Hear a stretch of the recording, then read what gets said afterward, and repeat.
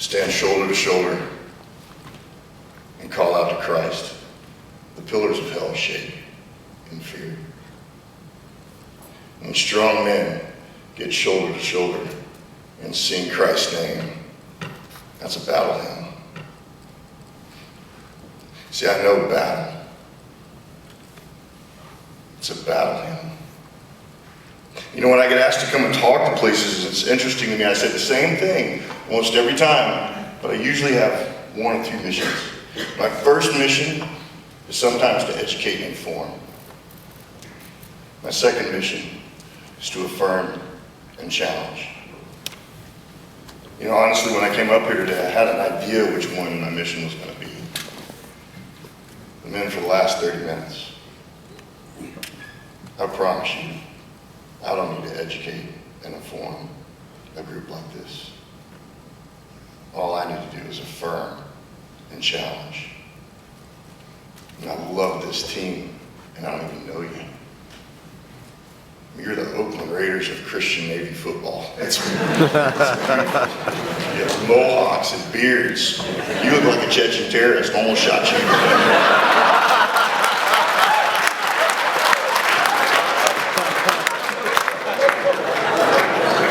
You were going to tell me I can't surf here. I didn't know what that was. Got some fantastic beards, a lot of hair, and huge hearts. You know, I played football with what someone call a reckless passion. I prefer to call it fearless.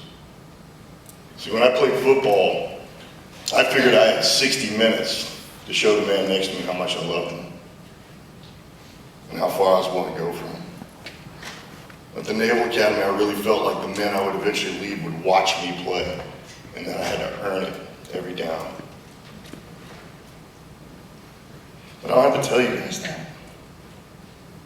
You know, the guys I would play against, they would tell you that I hated them. And I didn't hate who I played against. They were just in the way. Because I had these guys next to me who I loved, and I had this place we said we were going to go, and they were just in the way. And here's what I want to talk to you about tonight, man. I want to talk to you about being elite. And I want to qualify that before I go much further. And I love being in a place like this because I'll never back down from my faith, and I'll always share it. In a place like this, I get to lead with it. Why is one of my favorite words. So why elite, man? Here's the deal. We have a call to be elite. Talented men. Gifted men. We have a call to be elite, and it's not for us. We have a call to be elite because elite gets asked its questions. Proverbs 22:29 says, you see a man excellent at his work, you shall not speak before small men, he'll speak before kings. And what happens when you're elite is kings ask you, what's different about you? And here's what you get to say.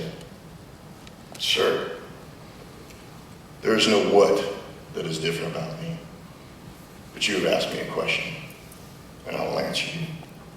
There's a who that is different about me. And you look at the word, and you look at Joseph, and you look at Daniel, and you look at Shadrach, Meshach, and Abednego, and you look at David, and these are men who distinguished themselves by being elite in order to make our Christ famous. See, I'm not the guy that's going to talk to you about being excellent. Because excellence, that's the standard. That's what you're supposed to be. I had a great chief in the SEAL teams. He was hard, and he was grizzled, and he was scarred. He had a huge mustache, and he always looked angry. When we did an op one time, I grabbed him, I said, hey chief, the boys did excellent. We should do something for them. And he looked at me, and he was almost indignant. And he looked at me and goes, sir, the reward for excellence is no punishment. I did what you just did. So you're the scariest man I've ever known in my life. Then I met my wife's dad. Scary. When I walked away from him, I realized what he was saying. He said, sir, the SEALs are not excellent. The SEALs are elite. Excellence is a standard. When they're elite, we'll do something for them. But until then, we just don't punish them. So I love that. So I want to give you the 5 things I know to be true about being elite. I want to share my story as I weave through it briefly. And you will walk away knowing these 5 things, I promise you, if you want to be elite. If you want to be asked who's different about you. See, elite operators, elite athletes, elite leaders, there are always 5 things. And men, I'm not telling you this because I'm elite. I am extremely average, but I run with lions. That's my secret. Run with lions and keep up. On lions, C.S. Lewis was wonderful. And in Chronicles of Narnia, I read this to my daughters now, and there's a line at the very beginning, and it's when Lucy finds out that Aslan is the man. And she looks at Beaver, she says, wait, Aslan's not a man. Beaver goes, of course he's not a man, he's a lion. He's the king of beasts. He's the king of all animals. And she looks at him, she goes, he's a lion, is he safe? And Beaver looks at her indignantly, much like my chief looked at me, and said, of course he's not safe. He's a lion, but he's good. He's good. And then tomorrow, the next day, the next game, I don't want you to be safe. I want you to be good. I want you to be elite. So what does elite look like? Elite people are always 5 things. They have balance. They're curious. They're tribal. They always know why they're there. And they lead with their scars. They preach from their pain. They preach from their pain. So here's the difference between fearless and reckless. Here's where it is, if you've ever wondered. A reckless man is dangerous, yes, but he's dangerous to himself and everyone around him because he has no answer for what to do if it goes wrong. He's throwing everything he can at you because he doesn't know what to do if it goes wrong. So you're getting some of his talent, a lot of his passion, and a bunch of his fear. And you can always beat a reckless man. But a fearless man, he's got balance. He knows if it doesn't work out, he's going to be okay. He's fighting you because he wants to. He's a dangerous man. See, we're in a room full of people who should be fearless. Because what's the ultimate way things don't work out? And I've stood on the back of an airplane at 25,000 feet with a bunch of silk tied to my back. And I'm going, all right, if this doesn't work out, I hope it doesn't hurt. But I know what's going to happen on the other side. Man, it is a blessing to be fearless. Elite people have balance. Elite people are curious. They're insatiable. They want to know what's next. They're curious about this. And this is where the Word comes in, man. Because if you're curious, you're in the Word. The Word shows you everything. It's amazing. I've never felt God needed me to make the pitch. I just thought he needed me to make the introduction. If you're curious, you're looking for answers. If you make it a habit of being curious, you distinguish yourself from average men. If you make a habit of being curious, you distinguish yourself from average men. The third thing is elite operators are tribal. God, you guys have this. You have this. This is something I get to affirm in you. Elite units, elite men, elite operators are tribal. They're about that field and the guys next to them. And they look at the people who oppose them as just someone who was unfortunate enough to be in the way.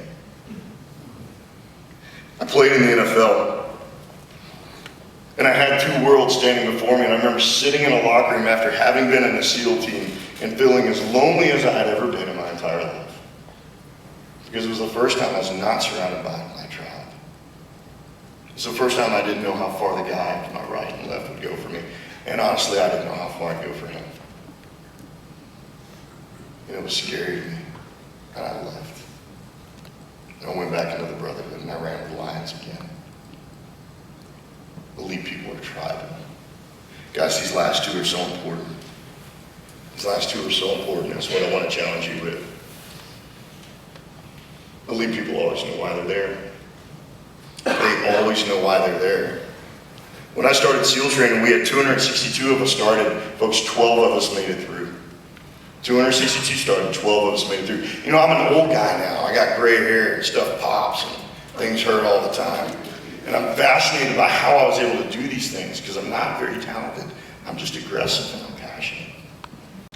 There's power in publishing your plan. Because I'm going to tell you why I exist. And if we run into each other again down the road, and you see something different than the man I described to you right now, call me out.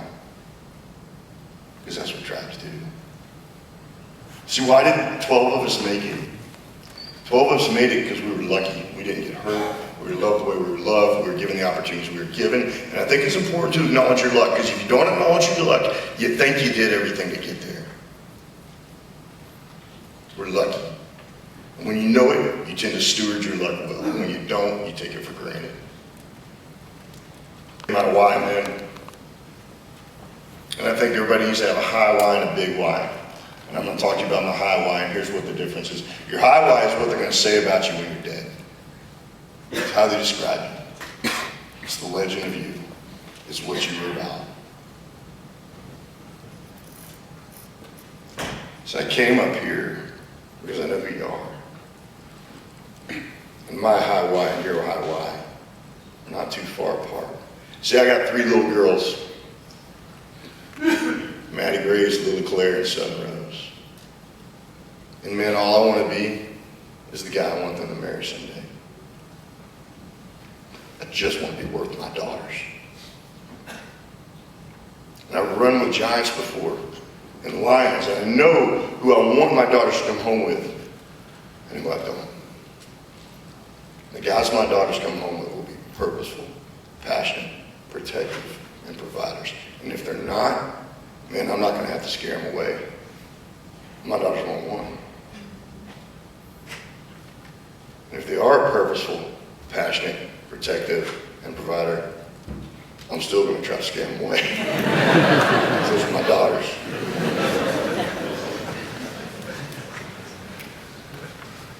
See, when it gets real hard, and you're in tough places, you're seeing people fall to the left and right of you that you love, and you try to find reasons to get back home, your why gets you back home.